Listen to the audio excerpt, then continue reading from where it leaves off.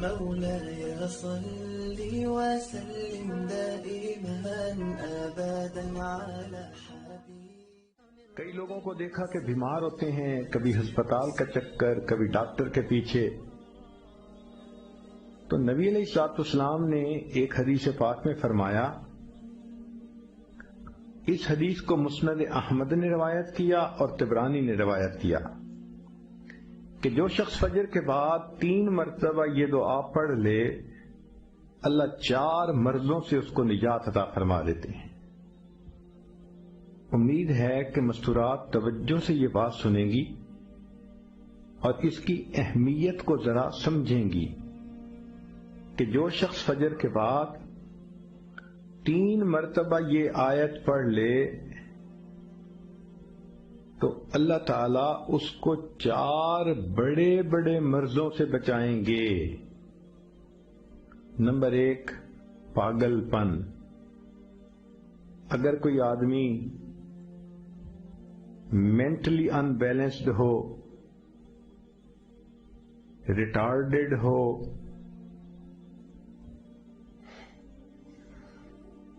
یا جس بندے کو چیزیں بھول جاتی ہوں یا چیزیں یاد نہ رہتی ہوں،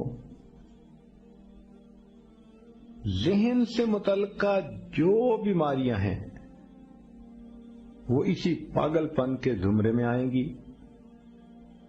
یا کسی کو مرگی کی بیماری ہوتی ہے، وہ بھی اسی زمرے میں آئے گی. تو پہلی بیماری جو اللہ تعالیٰ دور کرتے ہیں وہ ہے پاگل پن. اور دوسری بیماری کوڑ پن. کوڑ پن کہتے ہیں چہرہ بدصورت ہو جانا. یہ بھی ہو سکتا ہے کہ برس کی بیماری ہو جائے، جیسے بعض عورتوں کو جلد بالکل سفید ہو جاتی ہے اور عجیب بدنما چہرہ ہو جاتا ہے. یا کئی مرتبہ جسم پہ تل اتنے نکل آتے ہیں، دانے اتنے نکل آتے ہیں کہ چہرہ بدنما ہو جاتا ہے. یا چہرے پر داغ پڑ جاتے ہیں کالے رنگ کے. تو چہرے پہ داغ پڑیں، چہرے پہ دانے بنیں، یا چہرے پہ برس کے نشان پڑیں، کوئی بھی چیز ہوگی وہ اسی کوڑ پن کے زمرے میں شامل ہوگی، جس سے کہ چہرہ انسان کا بدصورت ہوتا ہو. یہ بیماری بھی اللہ دور فرما دیں گے. اب جن بیچاریوں کو بیوٹی پارلر پہ جانے کا شوق رہتا ہے اور اپنے فیس پہ پتہ نہیں کیا کیا پروسیس وہ کرواتی ہیں، تو ان کو تو چاہیے کہ وہ اس آیت کو یا اس فکرے کو بار بار پڑھیں تاکہ اللہ تعالیٰ ان کے چہروں کی خوبصورتی دیر تک سلامت رکھیں. اور تیسری چیز ہے اندھا پن.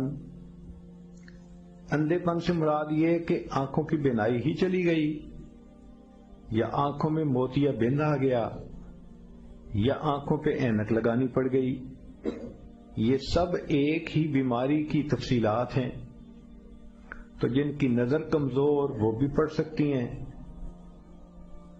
یا جن کو لینز لگانے پڑتے ہیں، کنٹیکٹ لینز صحیح یا کوئی اور، اس مصیبت سے بھی جان چھوٹ گئی. اور جن کی بینائی چلی گئی اللہ ان کے لیے بھی آسانیاں فرما دیتے ہیں.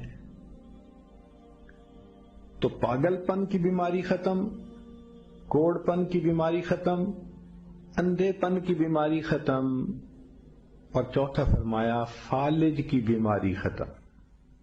فالج ایک تو ہوتا ہے کہ انسان کا ہاتھ یا پاؤں کام ہی نہ کریں، اور ایک یہ بھی ہوتا ہے کہ اتنی ویکنیس کہ عورت کہتی ہے مجھ سے تو کھڑا ہی نہیں ہوا جاتا، میرے پاؤں سن ہو جاتے ہیں، میرے ہاتھ سن ہو جاتے ہیں.